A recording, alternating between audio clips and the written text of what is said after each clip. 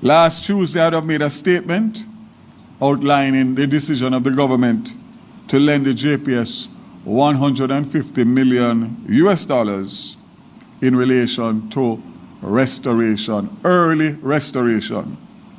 This came on the basis that their projections were taking us to April, May, and possibly June 2026, based on their current cash flow.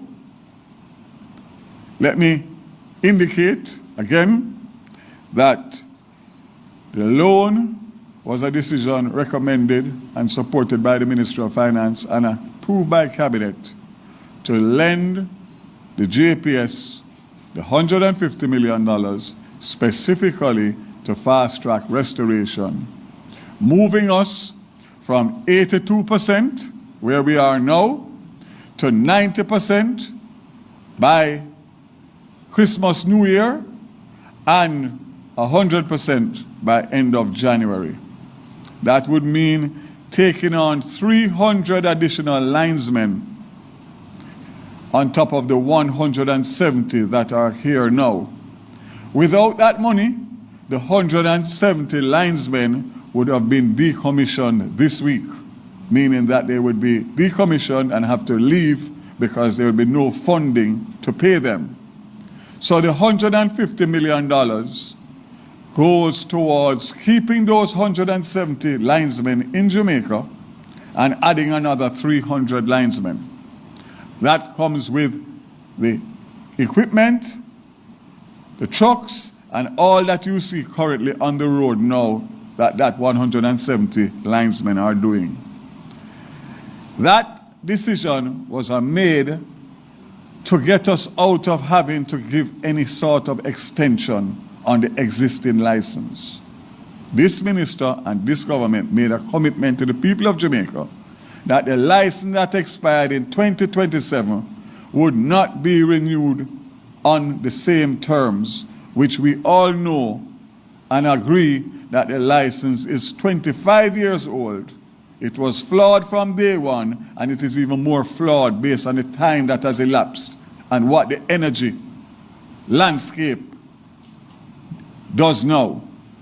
So in order for us not to grant the 15 years that was asked for by JPS and the 8 to 10 years that the multilaterals asked for to fund the JPS, we decided to be a responsible, caring government and lend the $150 million for 5 years with simple terms. 5.5%, which is very concessionary because we don't want a pass-through for increased bills because of interest rates. So we were mindful of that. It allows us to continue on the track to negotiate a new license with JPS or with whoever. So we have separated Melissa from what we were on track to do pre-Melissa. And I can say to you that in 2 years, if the JPS is successful in negotiating a new license, they'll be able to raise capital and repay the $150 million.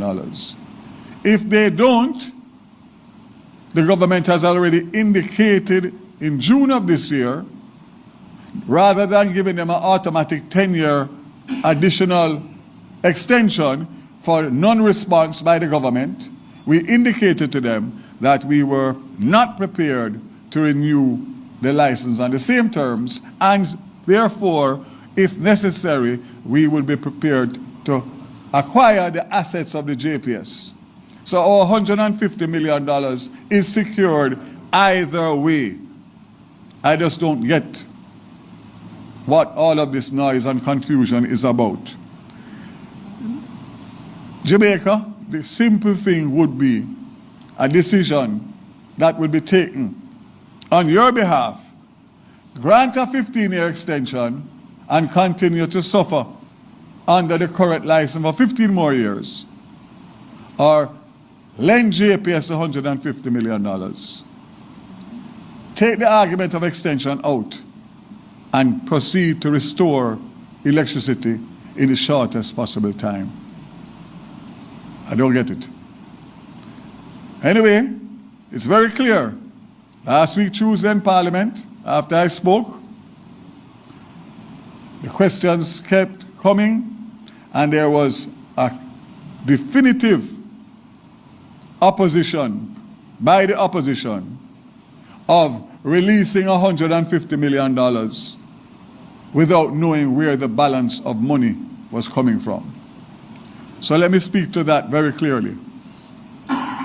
The original estimate was $480 to $600 million. It has been revised down to $350 to $400 million. The $150 billion that we are lending them was not picked out of a hat. They told us they needed $75 million a month for 2 months to bring us full restoration. So yesterday in Parliament again, the noise and the mischief about the fact that the $150 million is not enough, and where is the other 200 or 250 million coming from? That's not a discussion that we have had with the JPS. We have had a discussion about $150 million. The JPS is owned majority privately, so the government has no obligation to fund a private entity. We did so in this case because of the benefits, and therefore we have nothing in front of us either to qualify at this stage the amount or the final assessment of the amount of money that Melissa has caused damage to JPS. We don't have it from the JPS, and I don't have it from the OUR. So I can't speak to any other figure other than what is out there. Secondly, there's no proposal in front of us for any additional money outside of the $150 million. So I want to make that very, very clear.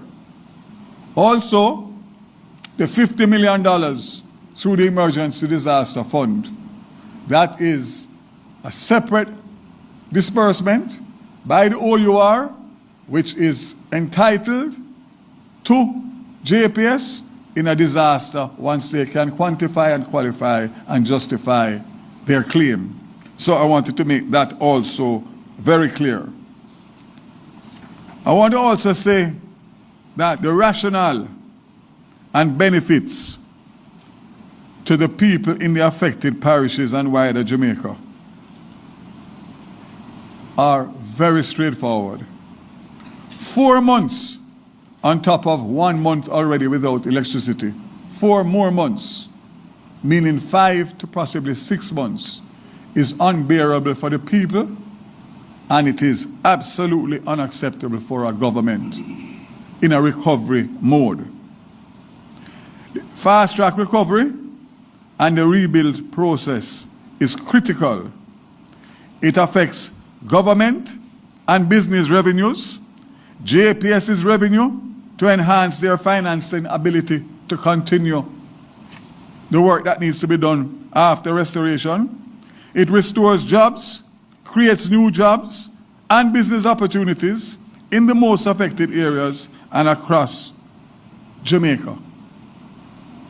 So again, I'm still not quite understanding what the discussion is about in relation to the benefits of $150 million US dollars, 23 billion Jamaican dollars, out of the $6.7 billion that Jamaica will have access to. This is a wise business decision, a wise government decision, and it's a responsible decision that we will not back away from. And I want to indicate, I as minister, if I had to do it, I would do it every day and twice on Sundays. So I take full responsibility, and I have no apologies, and I have no explanation, because the people who are suffering get it. They know what we are trying to do, and we will continue to do so in the shortest possible time.